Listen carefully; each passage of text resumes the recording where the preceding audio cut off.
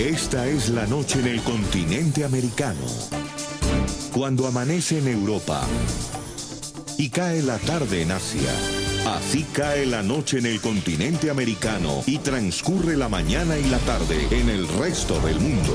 La noche, bajo la dirección de Claudia Gurizati. Extensa y reveladora entrevista del fiscal general de Colombia con Claudia Gurizati y José Manuel Acevedo. Es que toda la institucionalidad jurídica querían sacarla. La extradición de Santrich. Este es un tema de estados muy serios. Está Estados Unidos, está Colombia, esto no son juegos de niños. Las investigaciones sobre la contratación de Hidroituango. Hay un testimonio directo de una persona que participó y que ella misma entregó dinero. Los dineros del posconflicto. Hubo contratos y hubo pagos que son verdaderas coimas, eso está evidenciado en las indagaciones. Nuevas pruebas para la audiencia de los Mora Urrea. Este es un proceso de lavado de activos. Y sobre el cartel de la hemofilia. No, las pruebas existen y no pueden haber desaparecido. Comienza la noche, bajo la dirección de Claudia Gurizati. Señor Fiscal General de la Nación, Néstor Humberto Martínez, gracias por tener esta conversación con nosotros, con Noticias RCN, con NTN 24. José Manuel Acevedo. Claudia, ¿qué tal? Un saludo para usted y para el Fiscal General. Muy buenas noches, muchas gracias por la invitación, muy complacido de estar con usted. Vamos a comenzar con un tema muy polémico de las últimas horas que tiene que ver con la decisión respecto a Santrich, la decisión que ha tomado la Sala de Revisión de la JEP de suspender temporalmente la extradición de Jesús Santrich. Usted se ha opuesto a esto tajantemente. ¿Cuáles son los argumentos? ¿Por qué no le parece que esa decisión es adecuada? Primero, me parece que es un mal precedente. Es la primera decisión que toma la Jurisdicción Especial de Paz y todos los colombianos debemos tener la certeza de que se está haciendo en el marco absoluto de la Constitución y de la ley.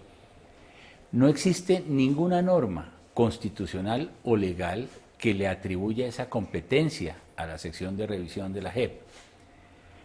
De hecho, en el auto que se expidió, se dice que lo hacen con base en un reglamento que ellos mismos expidieron. Es decir, sería en pleno siglo XXI, el siglo de las garantías, un precedente en donde el juez dicta las propias normas de procedimiento y se autoasigna competencias que ni la Constitución ni la ley les han otorgado. Eso es francamente desafiante desde el punto de vista de la preservación del orden legal en una nación.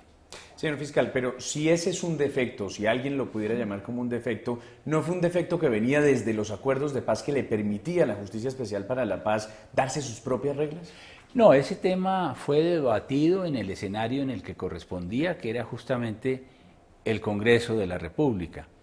Y en el Congreso de la República, y esto le tiene que quedar muy claro a los televidentes, se dispuso al momento del trámite de la reforma constitucional que creó la Jurisdicción Especial de Paz, en el artículo 12 transitorio, que claramente la JEP podía dictarse sus protocolos, su reglamento general, y dice dicha disposición, salvo respecto de normas de procedimiento, lo dice expresamente.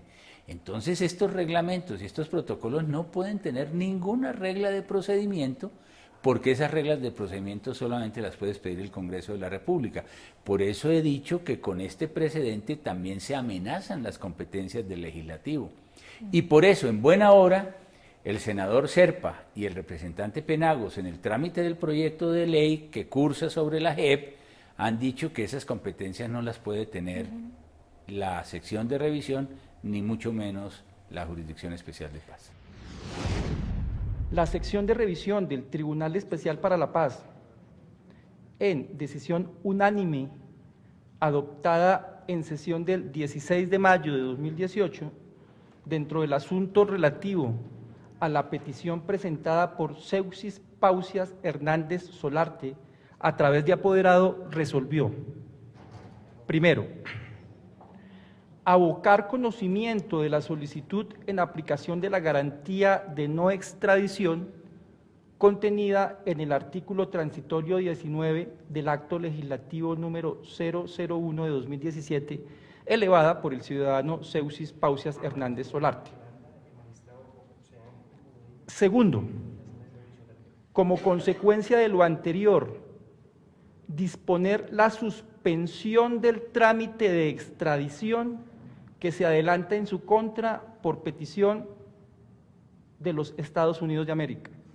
Esta declaración de la Justicia Especial para la Paz encendió una polémica nacional que unió al gobierno, la Fiscalía y la Unidad de Investigaciones de ese organismo contra la decisión. Para que mediante su actuación se restablezca el orden constitucional de la República, que ha quedado amenazado. Así lo hizo el fiscal de la JEP. Me aparto de la decisión de suspensión de extradición. Horacio Serpa, ponente del Código de Procedimiento de la JEP, habló sobre las competencias de esa justicia. La JEP debe tener un reglamento, por supuesto, para su funcionamiento, son normas internas, etc. Pero otra cosa es el procedimiento de la Justicia Especial para la Paz, que lo tiene que expedir el Congreso de la República. A los ponentes nos dio la impresión de que pudiera estar legislándose en esa materia y nos preocupó mucho. Por eso hicimos una clase de advertencia, porque no puede ser que bajo el argumento de que están haciendo unos protocolos reglamentaristas, etcétera, se estén invadiendo las órbitas del Congreso de la República. Los abogados de Santrich estudian caminos jurídicos para pedir la libertad inmediata del exjefe guerrillero, la cual fue negada en un principio por la JEP. Pues son esos ponentes de la estatutaria de la JEP y además personas que impulsaron todos los proyectos de ley con respecto a los acuerdos de La Habana, como es Horacio Serpa, como es el representante Hernán Penagos, pero también ha sido el gobierno a través del ministro del Interior y de Justicia, y ha sido también el mismísimo fiscal, se le conoce como fiscal jefe, pero es el director de la Unidad de Investigación y Acusación de la JEP, los que también han rechazado contundentemente esta decisión de la Jurisdicción Especial para la Paz. La pregunta es si hay algo que hacer, es decir, todos los estamentos, incluso la Procuraduría también nos ha dicho que va a actuar. ¿Hay algo que hacer frente a la JEP? Sí, lo que corresponde en este caso es que se presenten los recursos por la vía ordinaria ante la decisión de la JEP, y por eso le he solicitado muy comedidamente al señor Procurador que en nombre de la Nación y él como guardián de la integridad del orden constitucional, que se haga presente ante la JEP y pida la revisión para su revocatoria de esta decisión. No lo puede hacer la Fiscalía porque en el texto constitucional la Fiscalía no quedó siendo un sujeto procesal, no puede ser un sujeto interviniente. Pero en las discusiones de la JEP, una de las discusiones más de fondo es si el Ministerio Público podía actuar o no. Y al comienzo querían que no actuara. Ahora se muestra la necesidad que sí había de que el Ministerio Público estuviera presente, y en feliz hora así lo aceptó el Congreso de la República, y posteriormente en su fallo de constitucionalidad la Corte Constitucional dijo que en tratándose de las actuaciones ante la JEP, el señor Procurador tenía todas las mismas competencias que le da la Constitución de la República. Fiscal, hay un asunto respecto del tema concreto de Jesús Santrich y de esta decisión de suspender su extradición, y es el que tiene que ver con el momento procesal que tendría la Justicia Especial para la Paz para intervenir en el caso. Para la JEP ya se inició el trámite de la extradición y por eso pueden pronunciarse de la manera en que lo hicieron, en tanto se produjo la orden de captura con fines de extradición. Sin embargo, hay otros, como los que mencionó Claudia Gurizati y usted mismo, que dicen que solamente podría tomar un pronunciamiento la JEP en el momento en que se presente la solicitud formal de extradición de los Estados Unidos. ¿No le parece que el argumento de la JEP tiene algo de sentido, en el sentido de que ya empezó a operar ese trámite de extradición? Esa diferencia la resolvemos en cualquier sociedad civilizada con el texto de la Constitución. Y el texto de la Constitución dice en el artículo 19 transitorio del Acto Legislativo 1 del año pasado que la JEP debe hacer su examen con base en la solicitud de extradición. O sea, se activa la competencia de la JEP cuando ya se haya formulado la solicitud de extradición. En este momento no existe solicitud de extradición. Y la razón es elemental, es que la JEP debe determinar si los hechos del Estado requirente, que en este caso es Estados Unidos, son anteriores o posteriores a la firma del Acuerdo de Paz, que es el 1 de diciembre del 2016. ¿Y cómo pueden saberlo y cómo pueden exigirlo para los efectos del ejercicio de su competencia si es que todavía no ha habido una solicitud? Por eso es de una gran coherencia el constituyente que dice expresamente con base en la solicitud de extradición, porque ahí en ese documento formal que se cursa a través de las cancillerías, el gobierno de los Estados Unidos nos va a decir: requiero en extradición a este ciudadano por hechos que acontecieron en tal época. ¿En dónde aparece eso? En la solicitud de extradición. Por eso mismo no se puede asumir competencia con anterioridad. Pero es tan claro el texto de la Constitución que dice con base en la solicitud de extradición, que a uno francamente le llama poderosamente la atención lo que dice este auto. ¿Qué dice? Dice: no resulta constitucionalmente admisible atenerse a la literalidad de lo dispuesto en el artículo que les he referido, transitorio 19 del acto legislativo. O sea, ellos mismos dicen que no resulta adecuado sujetarse a la letra de la Constitución, es decir, expresan claramente su rebeldía frente a la norma constitucional. Grave precedente. Y es por eso que entonces usted dijo textualmente que la JEP se está rebelando frente a la Constitución colombiana. Sí, yo creo que aquí estamos frente a un episodio inicial muy delicado, y es que se está comprometiendo el orden constitucional de la nación. Y por eso hay que examinarlo no a la luz de las ideologías ni de los fanatismos que abundan en estas materias, sino a la luz del derecho. Por eso la comunicación que le envía el señor procurador, de 16 páginas, desde la primera hasta la última letra, hacen referencia solamente a la jurisprudencia, a la Constitución y a la ley. Me excusé de hacer algunas referencias conceptuales, que he debido hacerlas por respeto a que este debate se haga solo en el plano de lo jurídico. ¿Y no las quiere hacer ahora o manifestarnos a los televidentes algo de esas consideraciones conceptuales? Pues puedo decirle básicamente lo siguiente, Claudia, es que frente a una justicia naciente, a una jurisdicción que está empezando, a una justicia de transición, que debe ser un elemento de seguridad jurídica, pero sobre todo de cohesión social, porque la paz la vamos a aclimatar es después de que haya pasado este episodio de la justicia especializada para la paz. Si no hay cohesión porque las primeras providencias empiezan a fracturar a la sociedad, vamos a tener un futuro muy poco promisorio desde el punto de vista de hacer el cierre jurídico del proceso de paz. Fiscal, ¿por qué no llega todavía la solicitud de extradición de los Estados Unidos? ¿Qué sabe usted? El gobierno americano tiene 60 días que están establecidos en las normas vigentes después de la captura para proceder a formalizar la solicitud. Y es lo más común que estas solicitudes lleguen 2 o 3 días antes de estarse venciendo el término. ¿Y cuánto queda? ¿Cuántos días quedan? Entiendo que eso debe ser como hacia mediados del mes de junio. No tengo el dato preciso en este momento.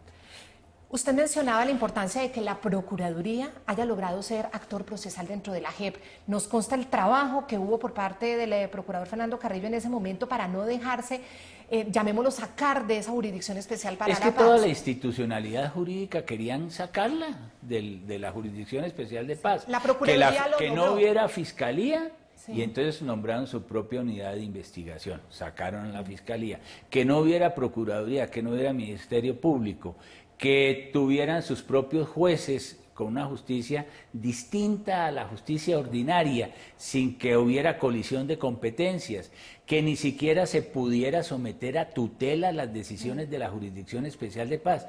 Todo eso quedó remontado. Entonces hay que obrar de acuerdo con las normas que aprobó el Congreso de la República en nombre de la sociedad colombiana. Pero digamos, la Fiscalía no logró ser actor procesal. Sí, así Por es. eso usted le hace esta solicitud al procurador para que sea el procurador el que impugne ya en esas calidades que tiene el Ministerio Público también dentro de la Justicia Especial para la Paz. ¿No cabría pensar en una reforma a la JEP con la nueva legislatura y, por ejemplo, volver a incluir otras instituciones como la suya, como la Fiscalía?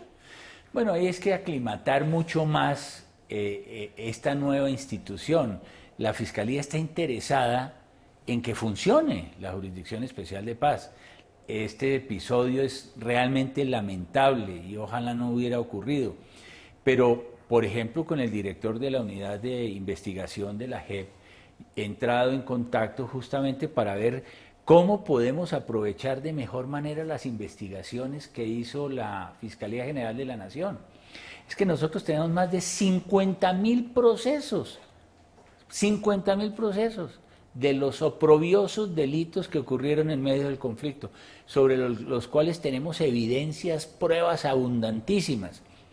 ¿Cómo puede ser que ahora eso se tenga que juzgar en una nueva jurisdicción y todas esas pruebas no se puedan hacer valer, hacerles un tránsito adecuado para no volver a empezar de ceros, porque si no ese va a ser el comienzo de la impunidad? Pero usted cree Entonces que estamos con el director de la unidad justamente actuando para ver cómo podemos colaborarle. Es decir, ustedes están planteando esta colaboración, pero pensar en reformar a la JEP es una locura o es una posibilidad precisamente para que todo eso que usted nos explica, todos esos procesos que trae la Fiscalía, sean parte del inicio de las investigaciones. Yo creo que hay que consolidar la Jurisdicción Especial de Paz, hay que darle la oportunidad de que pueda empezar a mostrar todo lo que va a hacer en sus investigaciones y en sus juicios, porque si entramos en un proceso de reformas constitucionales, volver a aplazar por 2 años estos temas y poner en interinidad todas las investigaciones en materia de justicia transicional, me parece que es abrir un hueco negro en estas materias, y la propia comunidad internacional, para no mencionar la comunidad nacional, va a pensar que estos son artificios o leguleyadas que estamos haciendo para que todo lo que ocurrió en el conflicto quede en medio de la impunidad. Fiscal, volvamos al tema de Santrich, al caso específico de Santrich y la decisión de la JEP. La JEP le ha pedido a usted que les haga llegar documentos que sustenten la medida de aseguramiento preventiva. ¿Usted tiene la obligación constitucional de hacerlo? ¿Lo va a hacer? Bueno, documentos que sustenten la detención es solo uno, una nota verbal, eso lo dice la ley, o sea, no hay que pedir más documentos. Y esa nota verbal, lo he leído en el auto, está en la actuación que se lleva ante la Jurisdicción Especial de Paz. Sí. Entonces ya obra el único documento para la detención. También dice la JEP que va a decretar sus propias pruebas y que, de ser necesario, le pediría a usted que le demuestre el tema de Santrich con las pruebas a las que la Fiscalía ha tenido acceso. ¿En ese caso va a acceder también a esa solicitud? Ese va a ser un tema muy interesante que se está discutiendo en esta semana que empieza, sobre cuál es la competencia en materia probatoria que va a tener por ley, como corresponde, la Jurisdicción Especial de Paz. Y se trata es de establecer si los hechos ocurrieron antes o después del 1 de diciembre del 2016, así de sencillo. Pero el Estado requirente es el que tiene las pruebas. Nunca en un trámite de extradición en el país requerido se hace todo un acervo probatorio y se debaten pruebas en estas materias, porque justamente el juicio se lleva a cabo es en el país que soliciten extradición a un ciudadano. Así opera en el mundo entero, eso no es una cosa en Colombia en particular. Y lo que no podemos dar es al traste con los mecanismos de cooperación judicial. Es decir, que en el pleno siglo XXI, en donde en esta aldea global para luchar contra el crimen organizado hemos tenido que globalizar también las instituciones jurídicas, facilitar la cooperación judicial entre los estados para ser más eficaces en doblegar todas estas manifestaciones de crimen organizado, pues entonces ahora vayamos a reversar todos estos mecanismos de cooperación que están muy consolidados en el mundo. Entonces, claro, si en el indictment del Estado requirente, en este caso de los Estados Unidos, si en las notas verbales aparecen las pruebas, las evidencias, esas son las evidencias que señalan si se están refiriendo a hechos anteriores o a posteriores. Otra cosa sería pedir más pruebas para empezar a hacer un juicio en Colombia, que ese se hace en la jurisdicción ordinaria, de haberse dispuesto lo pertinente y no en la Jurisdicción Especial de Paz. Señor fiscal, pero usted sabe que hay unos sectores políticos en Colombia, las mismas FARC, que no creen que haya pruebas suficientes, que creen que esto es un montaje, que creen que esto es un ataque al proceso de paz, y así lo han dicho los miembros del partido FARC, y como también es verdad que esta investigación no solamente la hizo la DEA, sino que ustedes, investigando todo el tema de corrupción de los dineros de posconflicto, también avanzaron en esa investigación concreta de Santrich, pues la Fiscalía colombiana sí tiene pruebas. Entonces, ¿qué decirle a los que tienen esa tesis de que esto es un montaje y de que no hay una prueba clara y reina y sostenible para, pues, no pensar que es un montaje? No, esto, perdónenme, este es un tema de estados muy serios. Está Estados Unidos, está Colombia, esto no son juegos de niños. Se ha hecho con mucha responsabilidad. Realmente esos son argumentos traídos de los cabellos. Claro que hay muchas evidencias y claro que se trata de un proceso muy sólido. Y esas evidencias tendrán que presentarse en el juicio. En el mundo los procesos penales se desarrollan en los juicios, no en los medios de comunicación. Y lo que aspiran es a que se entreguen todas las evidencias. Pero mire, Claudia, para hacerlo muy breve, hubo entregas de la droga y de eso hay evidencias.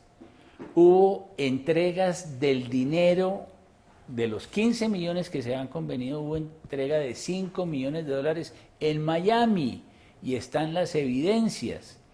Y están las evidencias de las reuniones que se llevaron a cabo aquí en la ciudad de Bogotá, de tal manera que este es un proceso lleno, tupio, dirían en Bogotá, de evidencias. Fiscal, con todo esto que usted nos ha dicho, ¿usted llegaría a la conclusión o podría decirle a los televidentes que la JEP se volvió una rueda suelta, una suprajusticia y que, como le preguntaba Claudia, llegó la hora o de ponerla en cintura o de reformarla? No, yo quiero ser optimista. Yo aspiro a que la jurisdicción reflexione sobre su papel histórico en este momento y que frente a los argumentos jurídicos, más no políticos, que les hemos presentado, vean la importancia que desde la primera hora se gobiernen por la Constitución y la ley. ¿Y qué pasa si no aceptan la impugnación de la Procuraduría, fiscal?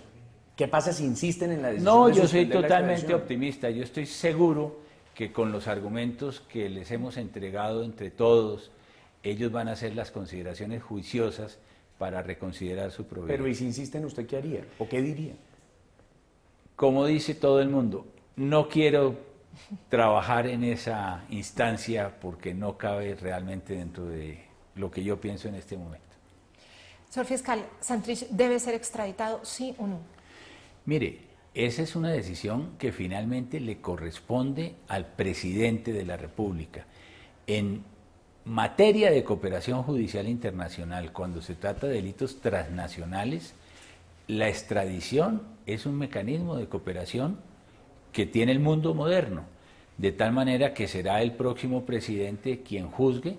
Lo que le correspondía a la Fiscalía se ha hecho, de acuerdo con la Constitución y la ley y con profundas convicciones sobre la necesidad de que se cumpla el acuerdo de paz. Porque lo que nos han dicho y nos han señalado, es que ustedes lo que son es enemigos del acuerdo de paz. No, los enemigos del acuerdo de paz son los que no quieren que se cumplan los acuerdos, tal como fueron convenidos.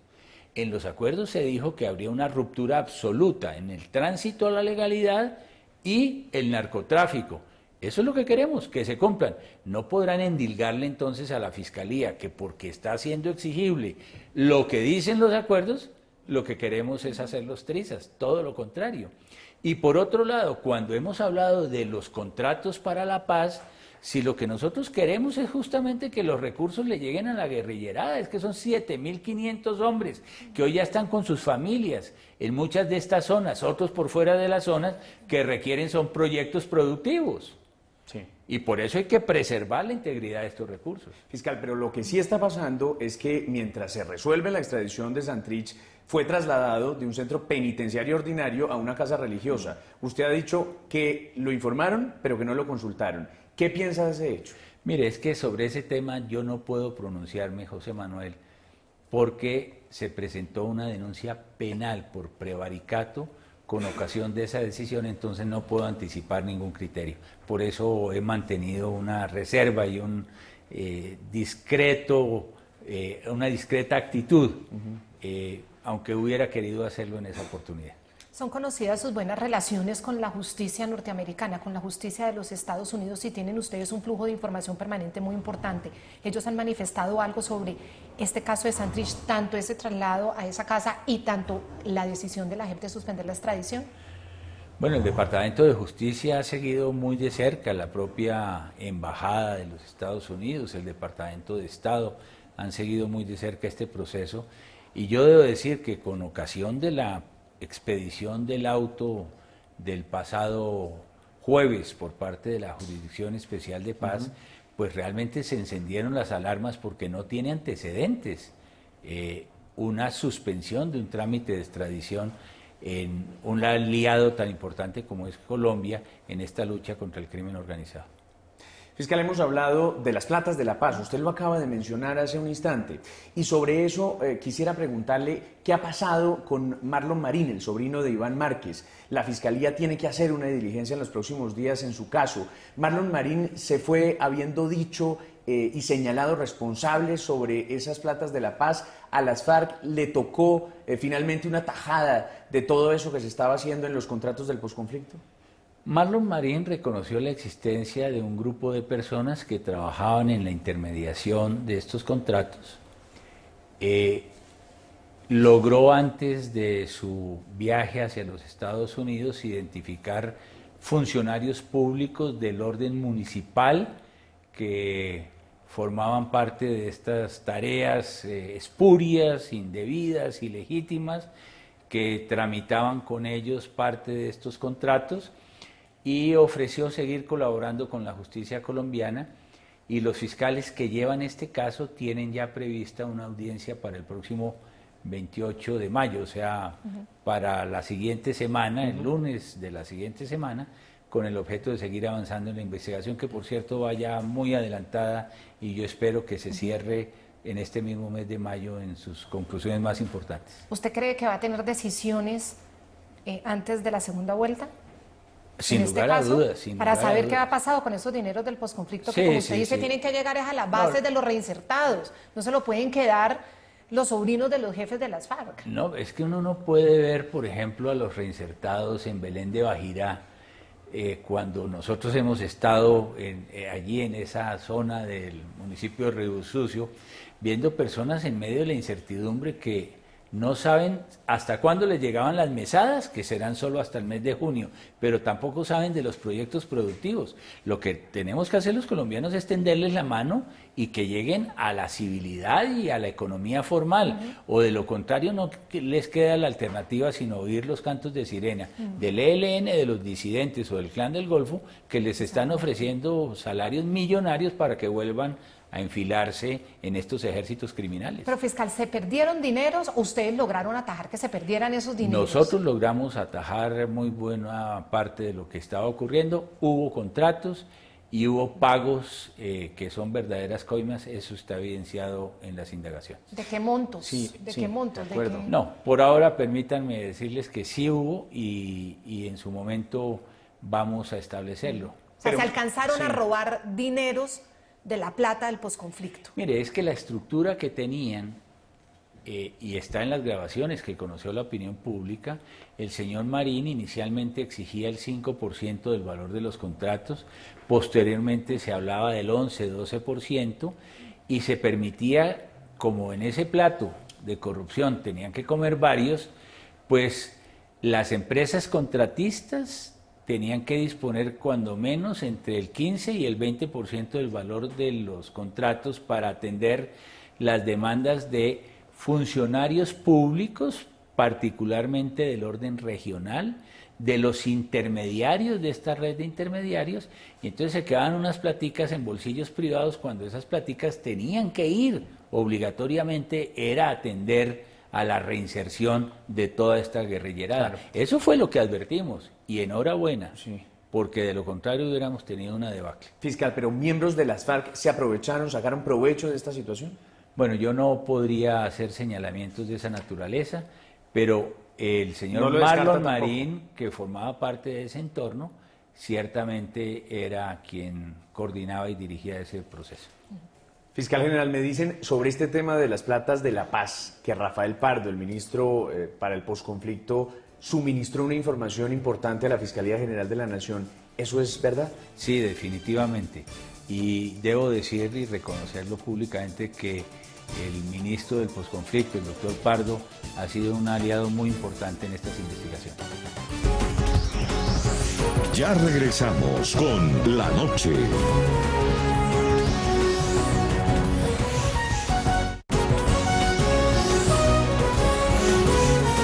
Continuamos con La Noche.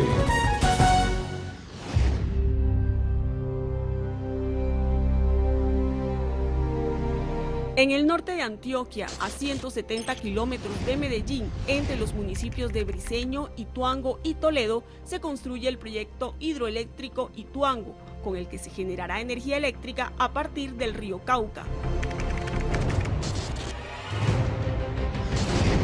El proyecto tiene influencia en los municipios de Liborina, Sabana Larga, Buriticá, Peque y Toledo, así como en Santa Fe de Antioquia, Olaya, San Andrés de Cuerquia, Valdivia y Yarumal.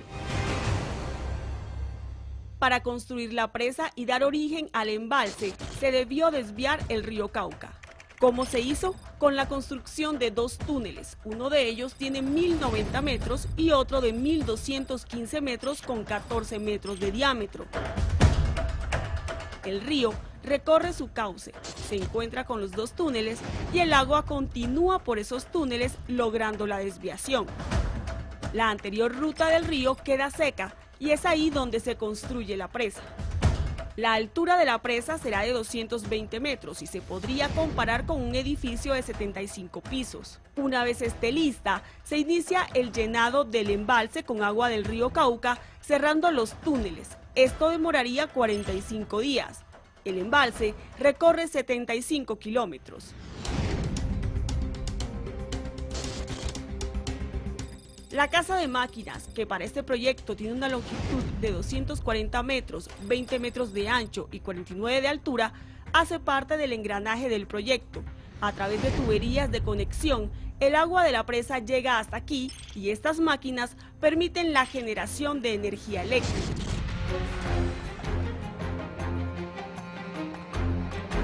Otra de las obras es el vertedero.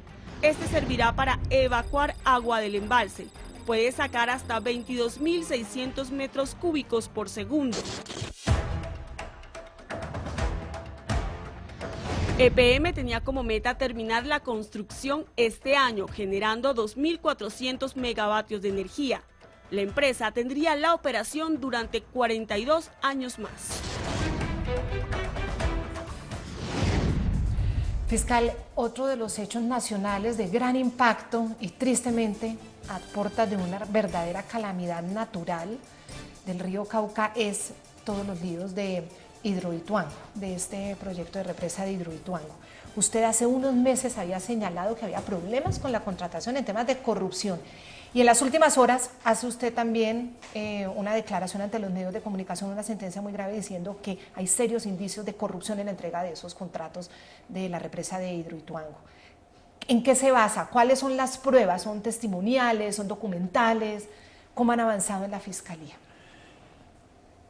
Lo primero que yo pediría es que en este momento hagamos entre todos los colombianos un entendimiento y un consenso para acompañar a las autoridades que están manejando este problema y no nos desviemos la atención para que realmente nos ocupemos de lo más importante, que es evitar los efectos de una tragedia de esta naturaleza. Alrededor de esta circunstancia, de lo que pasaba en la presa, me hicieron una pregunta los periodistas el pasado jueves y tuve que contestarla, pero una respuesta que corresponde a algo que dije desde el mes de agosto del año 2017 en el marco del Congreso de la Cámara Colombiana de Infraestructura. Y es que hemos estado trabajando en cooperación con la Procuraduría General del Brasil, obteniendo evidencias sobre la forma como se llevó a cabo la contratación de Hidroituango y, lo he dicho, la Fiscalía tiene testimonios de personas que habrían participado en la entrega de dineros en el contexto de las tratativas, de la estructuración de esos proyectos, cuando en las primeras horas empezaba a trabajarse en la idea de la represa de Hidroituango. Claro, fiscal, pero usted reconoce que desde hace un año lanzó esta advertencia públicamente. ¿Qué ha pasado, como le pregunta Claudia, en este año? Porque solo a propósito de esta tragedia que se está presentando, volvimos a saber del tema. Sí, por una pregunta de los periodistas y me llevó a ratificar exactamente lo que había dicho hace un año. Mientras tanto hemos estado hablando con la Procuraduría de Brasil, hemos acopiado documentos, hemos recibido testimonios. Pero hay un testimonio directo que indica que sí pagaron unas platas para quedarse con ese contrato. Hay un testimonio directo de una persona que participó y que ella misma entregó dineros. ¿Funcionario público? No, un particular. Un particular. Sí. Y ese particular entregó dineros. No, mire, fiscal, nosotros sí estamos acompañándolo en el mismo llamado. En este momento es momento de evitar muertes y de que esto se convierta en una tragedia, además porque pues no deja de ser doloroso que un proyecto de semejante magnitud, positivo para Colombia, terminara en semejante circunstancia. En eso lo acompañamos. Pero también es cierto que la ciudadanía ya empieza a pedir explicaciones. Claro. Obviamente. Y entonces, por eso yo creo que es pertinente preguntarle a usted por sobre qué. esto. Porque en el mismo proceso de adjudicación, una de las quejas de la época y que forma parte de una de las líneas de investigación, hubo unos señalamientos de que hubo una oferta que fue muy baja en los precios, que podría estar asociada justamente a lo que hoy está ocurriendo, que es la calidad de los diseños, la pertinencia de ellos, la calidad de la obra civil, y todo eso es lo que tiene que examinar la Fiscalía General de la Nación. Y si es cierto que frente a esas ofertas bajas, las compensaciones se habrían hecho con otros CIS, exactamente igual a lo que descubrió la Fiscalía General de la Nación en el caso de Ruta del Sol 2.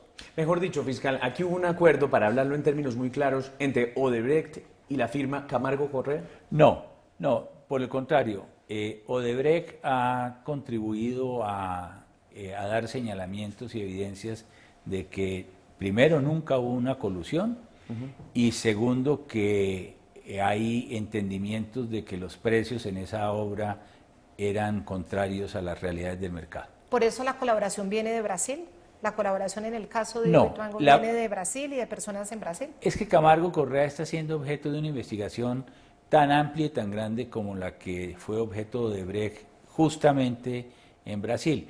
Y la Procuraduría ha tenido el desarrollo en ese país de trabajar sobre la base de delaciones premiadas igualmente, como ocurrió en Odebrecht, y hemos creado escenarios para que se nos permita tener acceso a los oficiales que en aquella época participaron en todos esos procesos de contratación, y hemos recibido la mejor inspiración y buen propósito por parte de la Procuradora de Brasil.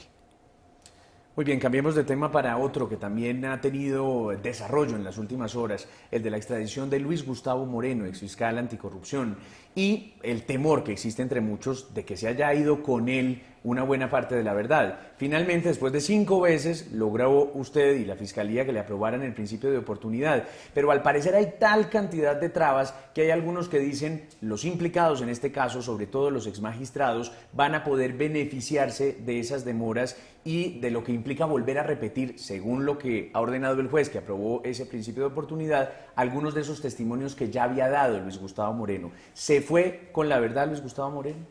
La verdad quedó en Colombia. Primero, con la circunstancia de que fue condenado en Colombia por los hechos en que incurrió como exfiscal.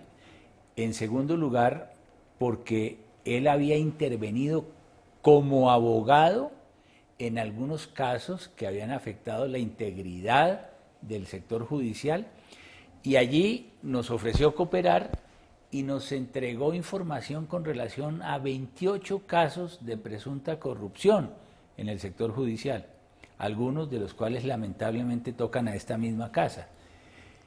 Y esa verdad quedó en Colombia, pero además quedaron en Colombia su teléfono y su computador, que son fuente de otras líneas de investigación adicionales, que después de 8 meses de trabajo de laboratorio forense, fue posible abrir esos teléfonos y esos computadores, y son fuente de nuevas líneas de investigación muy importantes por parte de la Fiscalía.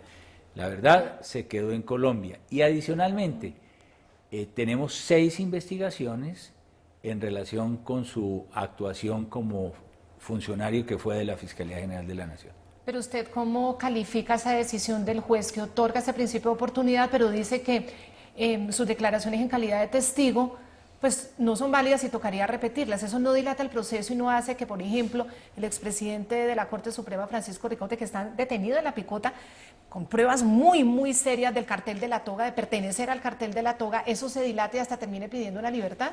Eso no va a ser óbice para el buen curso de estos procesos, porque en el acuerdo que tenemos con el Departamento de Justicia, y además la decisión del propio Luis Gustavo Moreno es colaborar permanentemente con la justicia colombiana, y vamos a poder hacerlo desde el primer día y en la primera oportunidad a través de sistemas electrónicos de comunicación que son plenamente válidos.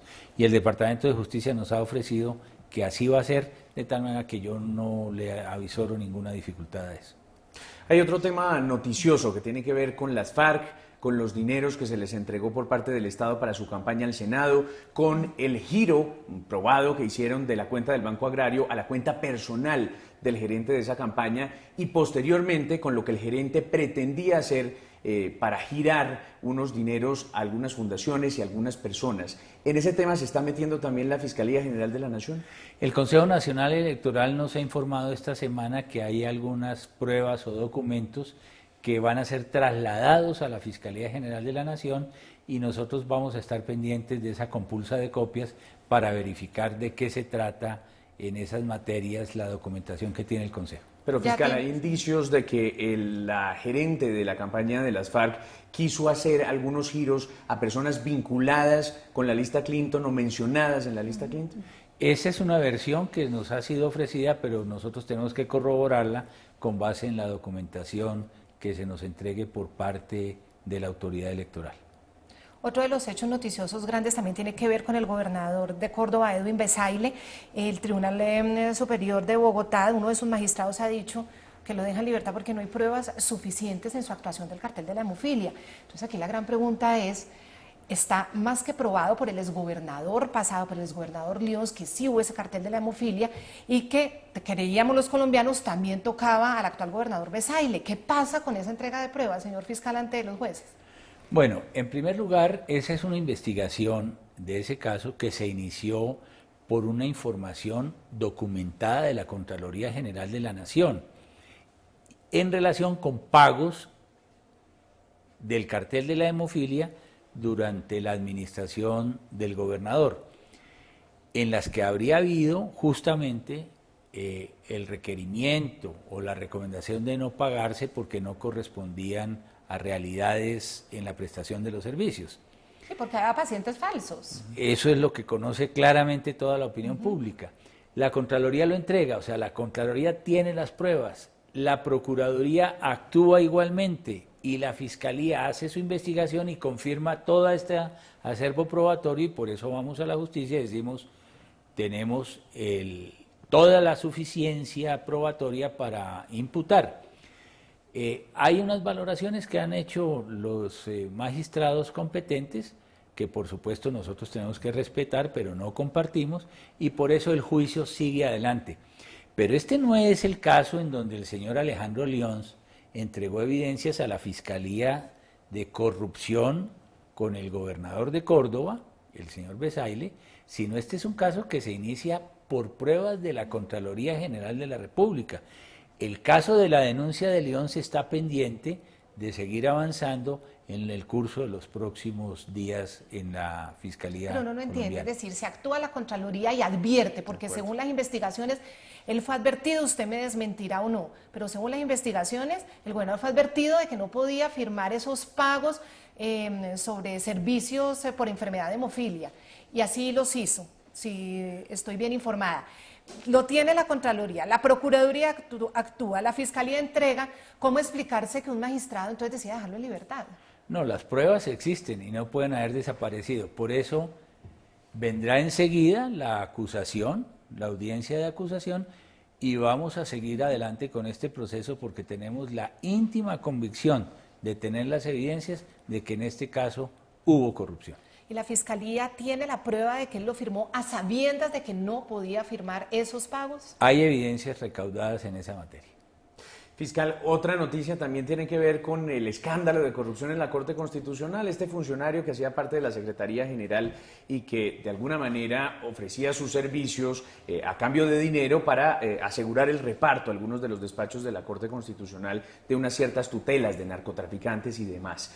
En ese caso, además de ese funcionario, ¿ustedes han logrado llegar a probar o tienen indicios de que haya magistrados o auxiliares o titulares vinculados con esos casos?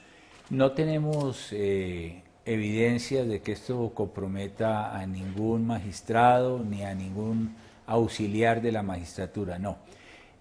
Sí hay otras líneas de investigación que se abrieron con ocasión de las pruebas técnicas que fueron recaudadas en todo ese proceso en donde nosotros fuimos haciendo seguimientos de lo que estaba ocurriendo en la Secretaría General de la Corte Constitucional, por cierto, a solicitud del propio presidente de la Corte, quien consideró importante, a partir de hechos que le estaban comentando y denuncias que estaban llegando, de que se velara por la integridad de la Corte a nivel de la Secretaría General.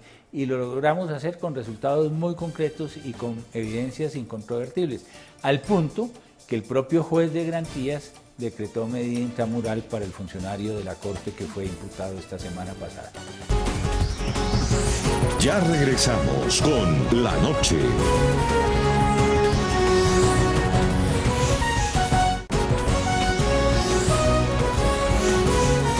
Continuamos con La Noche. Yo sí quiero volver al tema de las relaciones con los jueces, señor fiscal. Yo entiendo que usted es una persona que cree en las instituciones, las defiende y no va a pelear con los jueces. Pero, digamos, para la opinión pública no deja de extrañar definitivamente cómo muchas veces entran en contradicción los intentos de instrucción penal de la Fiscalía con la decisión de los jueces. Pasó también con los hermanos Mora Urrea, dueños de los Supercundi. Ustedes encontraron hasta municiones en esos supermercados. Y el juez los deja libre diciendo que no son un peligro para la sociedad porque las FARC ya no existen, y vuelve otra vez el tema probatorio. En ese caso concreto, me acuerdo de la fiscal del caso defendiendo sus pruebas ante los jueces, pero ¿qué está pasando? ¿O no se están entregando bien las pruebas? ¿O qué está pasando con los jueces?